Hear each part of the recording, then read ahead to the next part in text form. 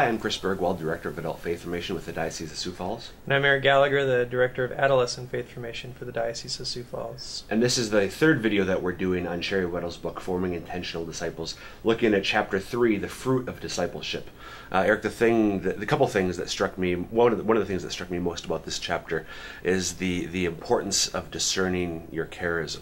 This is another theme running throughout the book, that we, and a truth that we believe as Catholics, that God gives all of us certain gifts, some of them unique or particular to us, that we are called talents, that we're called to use to build up the kingdom, to build up the church, to grow ourselves in discipleship, but then lead others in discipleship as well, through evangelization and so on.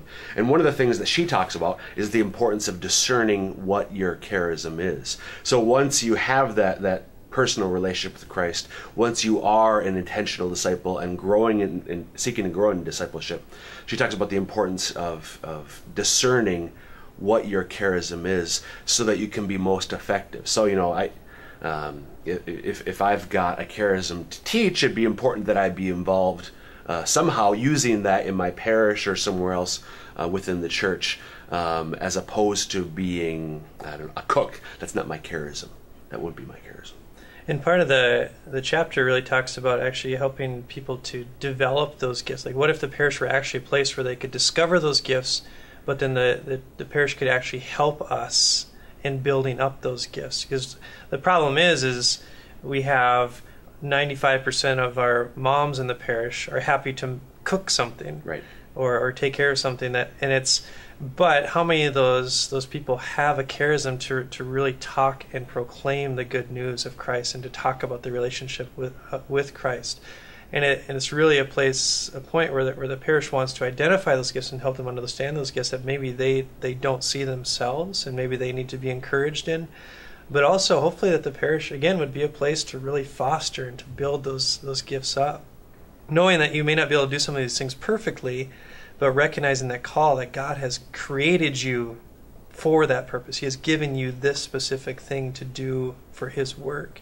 And sometimes we just need some help and some encouragement to be able to get that going. And part of this too, another point, the other point that struck me in this chapter, the idea there is that I'm not merely a recipient of the sacraments and the grace of God. It's not just that the priest or those involved in the parish feed me and that's it. No, they empower me, they equip me so I can put the charism that I've been given to work. And so there's this whole idea there, to me, taking up what the church has taught about the mission of the laity.